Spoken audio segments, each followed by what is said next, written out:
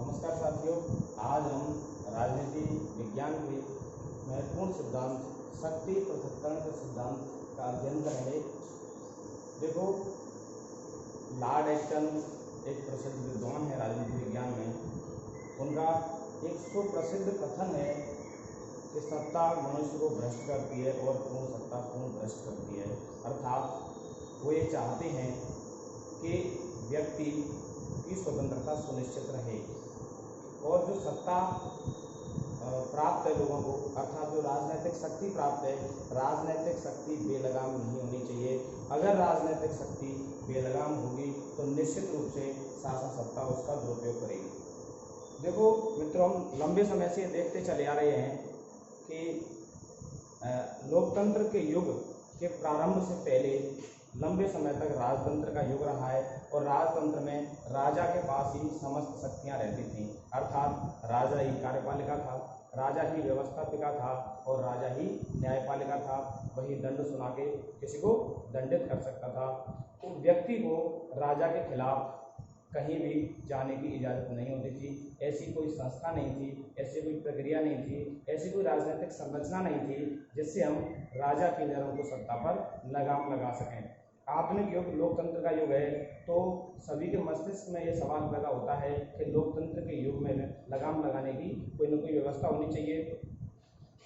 शक्ति पृथक्करण का सिद्धांत हमें मूलतः ये कहता है कि शासन की जो तीनों शक्तियां हैं, व्यवस्थापन संबंधी, कार्यपालन संबंधी और न्यायपालन संबंधी, इन तीनों शक्तियों के लिए पृथक पृथक संरचनाएं होनी चाहिए।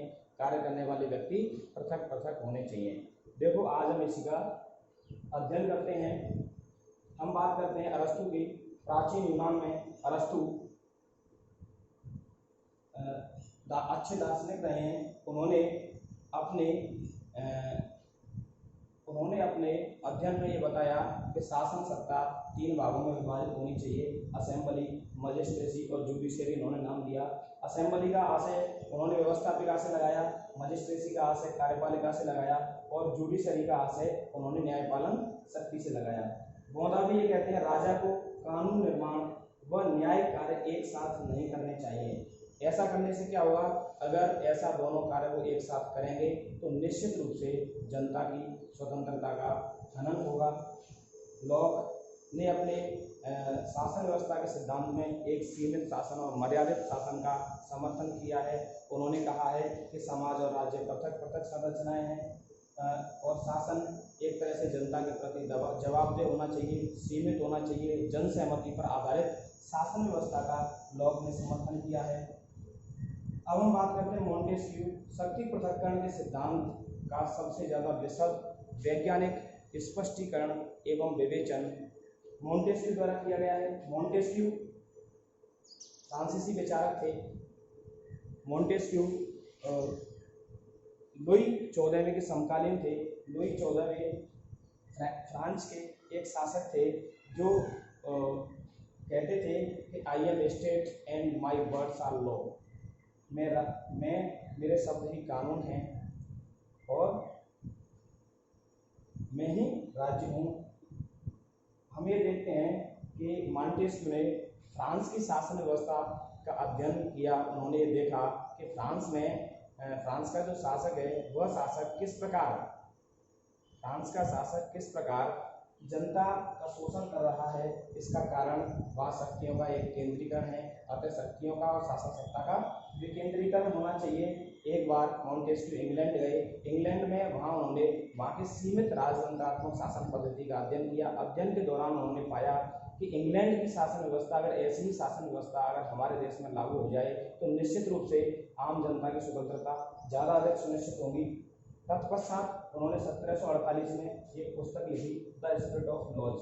द स्पिरिट ऑफ लॉज पुस्तक में उन्होंने बताया कि सरकार के 3 अंग, विधायिका, कार्यपालिका एवं न्यायपालिका, ये पृथक पृथक होने चाहिए।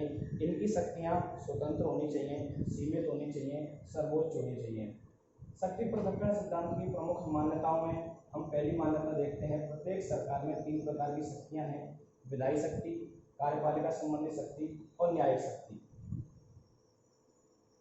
दूसरी मान्यता है शक्तियों के लिए पृथक पृथक संरचनाएं होनी चाहिए।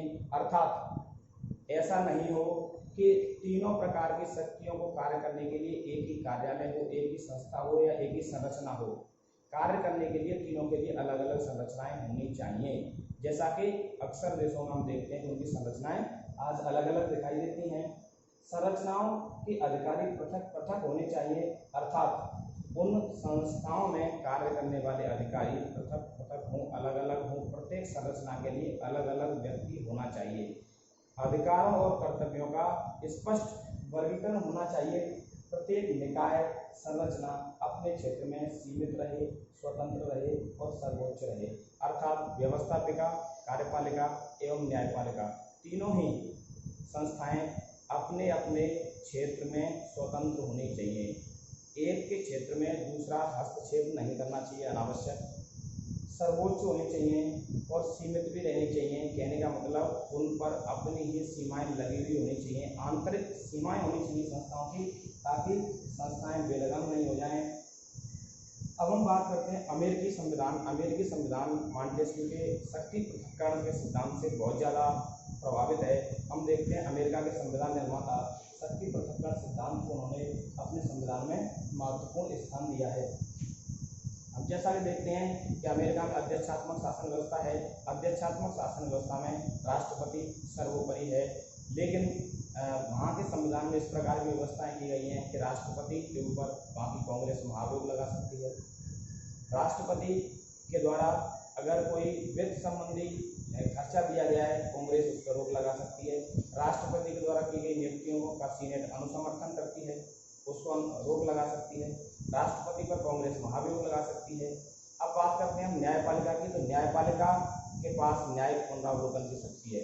वह एक साथ राष्ट्रपति के आदेश एवं कांग्रेस के द्वारा पारित किए गए कानूनों की विधिक एवं न्यायिक जांच कर सकता है, उनका न्यायिक पुनरावलोकन कर सकता है कि कानून किस हद तक संविधान के अनुकूल हैं अथवा संविधान के प्रतिकूल हैं, और प्रतिकूल होने की स्थिति में उन कानूनों पर रोक लगाई जा सकती है। अब हम बात करते हैं कि शक्ति पृथक्करण सिद्धांत राजनीतिक सिद्धांतों में क्यों शामिल है, ये क्यों आया, इसका क्या लाभ है। तो सबसे पहले हम देखते हैं कि इसका मुख्य जो लाभ है वो है सत्ता के दुरुपयोग पर रोक। शक्ति पृथक्करण का सिद्धांत ये सुनिश्चित करता है कि अगर किसी देश की शासन व्यवस्था में शक्तियां पृथक पृथक होंगी तो निश्चित रूप से उस देश के शासन में जनता की स्वतंत्रता सुनिश्चित होगी, सत्ता का दुरुपयोग नहीं हो सकेगा। हम इतिहास में राजतंत्र युगों में लगातार ये देखते आए हैं कि सत्ता का दुरुपयोग होता रहा है।